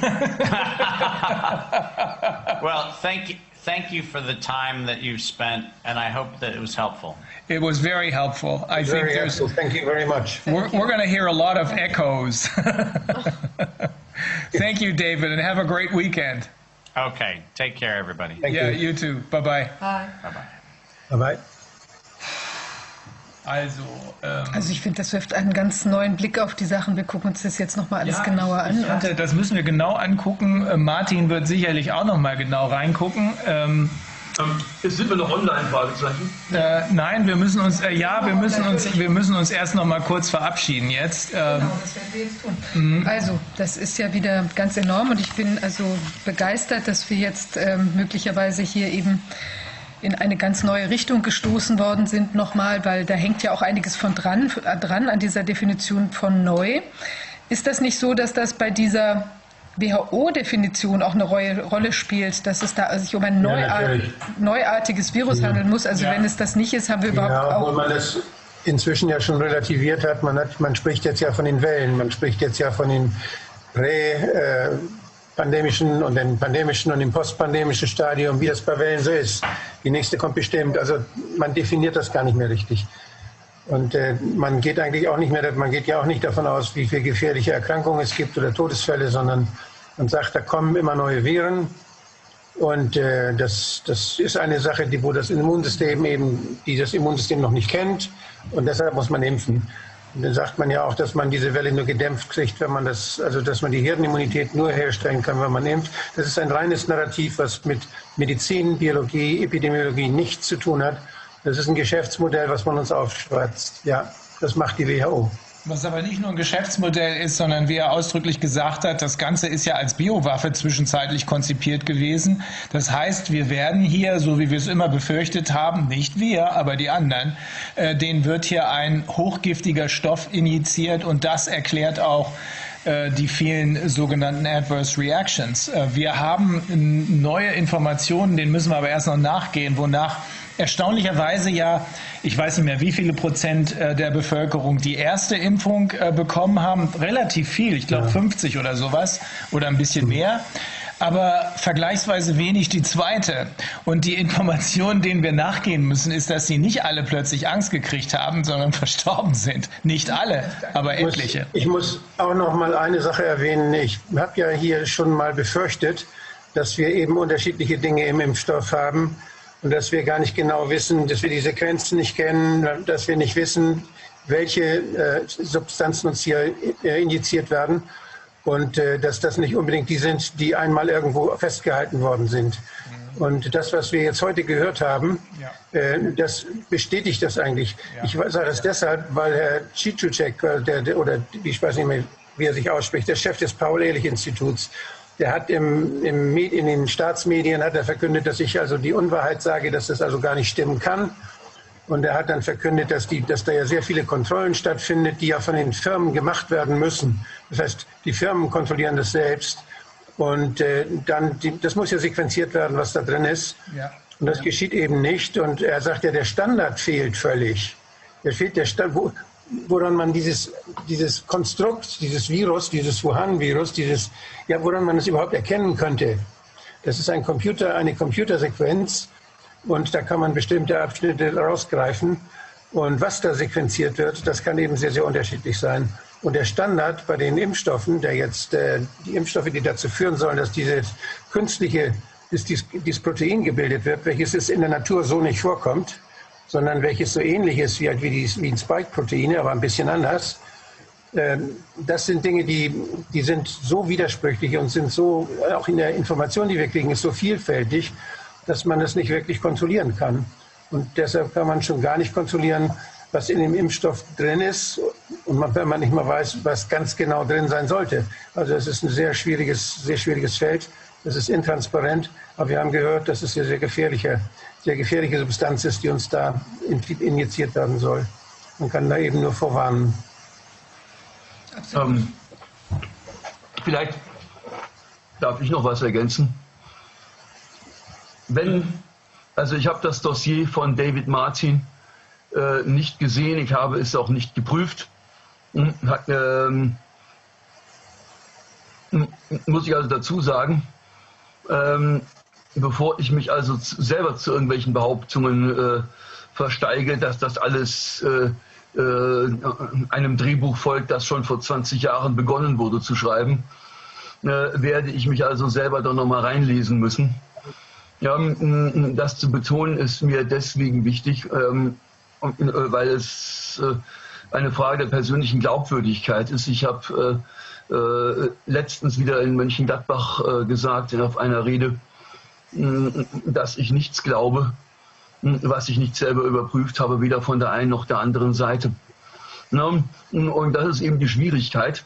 Wir müssen uns möglicherweise der Vorstellung öffnen, dass wir es mit weltweiter Korruption zu tun haben, denn am Ende des Tages, wenn es heißt, it's all about money, dann haben wir es ja nichts anderes als mit einer Allianz von Macht und Geld zu tun.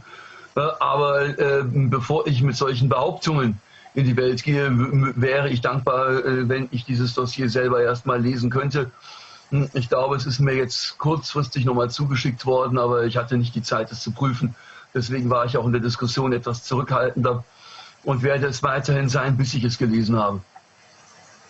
36 Seiten oder sowas, aber es gibt noch viel mehr. Aber diese 36 Seiten, davon gibt es sogar schon eine Zusammenfassung, hat einer unserer Helfer mir vorhin geschickt. Die sind, glaube ich, ganz gut verständlich. Es gibt viel, viel mehr. Ich habe das ganze Zeug, weil das zu viel ist und auch zu viel Technik, die ich nicht verstehen kann, habe das ganze Zeug bei mir gespeichert. Also wenn du mehr brauchst, kriegst du es. Aber dieses Dossier ist erstmal meiner Ansicht nach sehr informativ. Also wir werden es jetzt natürlich auch nochmal durch die entsprechenden Wissenschaftler jagen, wollte ich gerade sagen. Also ich meine, dass wir die auch nochmal angucken lassen, weil letztlich können wir ja vielleicht die rechtliche Seite beurteilen, aber natürlich nicht die Details von dieser ganzen Sequenziererei. Ja. Das heißt, das müssen nochmal Spezialisten angucken. Also ich denke, dass die Daten, wann Patente angemeldet wurden und was sie beinhalten, dass das ziemlich harte Daten sind und harte Dokumente sind, auf die sich ja auch in der Wirtschaft jeder dann beziehen muss, wenn er irgendwas machen will. Von daher habe ich wenig Zweifel daran, dass man das da feststellen kann, was rechtsgültig ist und was geschehen ist und dass man das gut nachvollziehen kann. Also da eine Story zu machen, die nicht nachprüfbar wäre, das ist schwieriger als im Gebiet der Naturwissenschaften. Wir gucken es an und dann werden wir entsprechend was veröffentlichen, ob wir das alles so bestätigt gefunden haben. Also es wäre faszinierend, wenn es so wäre. Wir haben also eine kleine Aufgabe übers Wochenende und die nächste Woche. Naja, also ja, wir sind am Ende der Sitzung, würde ich sagen. Heute sehr aufregend und auch ich weiß nicht, Zuschauer vielleicht auch, also wollte nochmal erwähnen, wir freuen uns über Spenden für die Arbeit und auch Oval Media freuen sich über Spenden für die Übertragung hier und wir kommen dazu, dass wir allen einen ersprießlichen Freitagabend und ein erfreuliches Wochenende wünschen. Ja. Bis nächste Woche dann. Schönes Wochenende. Tschüss. Tschüss. Gleichfalls. Tschüss.